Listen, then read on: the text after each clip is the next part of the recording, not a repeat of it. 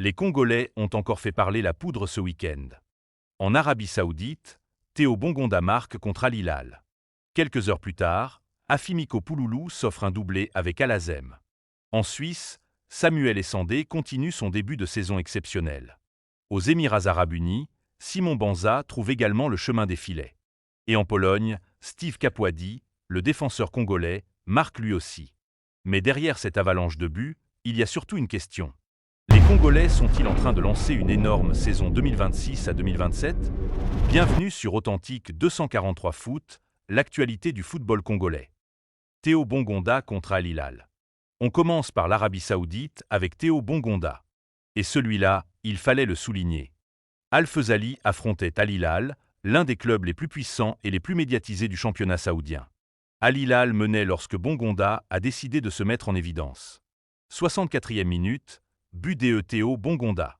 L'international congolais réduit alors le score et permet à Al Fezali de revenir à 3-2. C'est exactement l'information qui circulait pendant le match. Mais attention, après le coup de sifflet final, Al Hilal a finalement remporté cette rencontre 4-2. Pour Bongonda, malgré la défaite, ce but reste important. Il marque contre Al Hilal et lance ainsi son aventure avec Al Fezali de manière très intéressante. Théo Bongonda est déjà dans le rythme. Et ce but pourrait lui donner encore plus de confiance pour la suite. Afimiko Pouloulou, le doublé. Mais si Bongonda a marqué un but, Afimiko Pouloulou a fait encore mieux. Un doublé. Avec Al Azem, Pouloulou était titulaire face à Al-Bukhariya en Coupe du Roi d'Arabie Saoudite.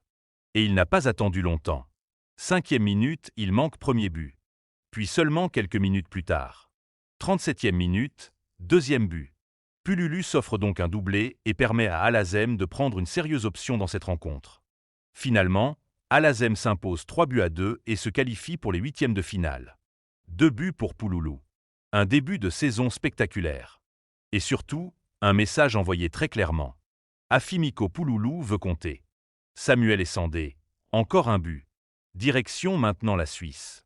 Et là, il y a un Congolais qui est particulièrement intéressant en ce début de saison, Samuel Essandé.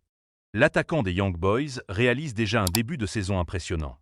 Avant cette rencontre, il comptait déjà 4 buts et 2 passes décisives en championnat. Puis arrive la Coupe de Suisse. Young Boys se déplace sur la pelouse de Liestal. Et là encore, Essandé marque. Il inscrit le 4e but de Young Boys dans une victoire finalement remportée 4-0. Résultat, 5 buts toutes compétitions confondues et 2 passes décisives. Et cela après seulement 4 apparitions sur les compétitions concernées. Ce qui est particulièrement intéressant pour les Léopards, c'est qu'Essandé est actuellement dans une dynamique extrêmement positive. Il marque, il crée, il pèse sur les défenses. Et surtout, il donne au staff congolais une solution offensive supplémentaire. Samuel Essandé est clairement l'un des Congolais à surveiller cette saison. Simon Banza frappe aux Émirats. On part maintenant aux Émirats arabes unis, Simon Banza. Al Jazeera affrontait Tata pour la première journée du championnat. Et contrairement à ce qui circulait pendant le direct, Banza n'a pas marqué à la 45e minute. Le but est arrivé à la 48e minute, juste après la reprise. Un but qui permet à Al Jazeera de prendre l'avantage. Et finalement, Al Jazeera s'impose 2-0 face à Tata. Pour Banza, c'est donc une entrée en matière réussie dans cette nouvelle saison. Et une fois encore, un attaquant congolais commence. Et maintenant, surprise, ce n'est pas un attaquant. Ce n'est pas un ailier. C'est un défenseur. Steve Kapwadi. Avec Witseu Lodz, le défenseur congolais a ouvert le score très tôt contre Corona Kielce. 7e minute, Kapwadi marque. Un but particulièrement intéressant pour un défenseur central. Malheureusement pour lui et son équipe, Witseu Lodz a finalement perdu la rencontre 2-1. Mais Kapwadi peut retenir une chose positive. Il a marqué et continue de gagner du temps de jeu avec son club. Et lorsqu'on parle des Léopards, ce genre de performance mérite forcément d'être surveillé. La concurrence en défense est forte.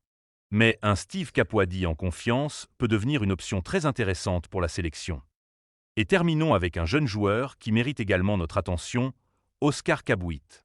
Le Congolais était titulaire avec Luzerne lors de la victoire 3-0 contre Buoche en Coupe de Suisse.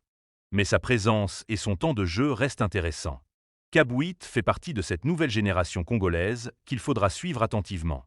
Et pour Authentique 243 Foot, c'est exactement le genre de profil à mettre en lumière avant qu'il ne devienne beaucoup plus connu. Alors, qu'est-ce qu'on doit retenir de ce week-end? Bongonda marque contre Al Hilal. Pouloulou inscrit un doublé. Essandé marque encore et porte son total à 5 buts toutes compétitions confondues, avec 2 passes décisives. Banza ouvre son compteur aux Émirats. Kapouadi marque depuis la défense. Et pendant ce temps, Kabouit continue de gagner du temps de jeu en Suisse. Ce n'est peut-être que le début de la saison. Mais les signaux sont déjà très intéressants. Et maintenant, c'est à vous de choisir. Qui vous a le plus impressionné? Pouloulou et son doublé? Essandé et ses 5 buts? Bongonda contre Al Hilal? Banza? Ou Kapouadi depuis la défense? Écrivez votre choix dans les commentaires. Et surtout, abonnez-vous à Authentique 243 Foot pour ne rien manquer de l'actualité des joueurs congolais à travers le monde. Le football congolais est partout. Et nous sommes là pour vous le faire vivre. Authentique 243 Foot, le football congolais, sans détour. À très bientôt pour une nouvelle actualité.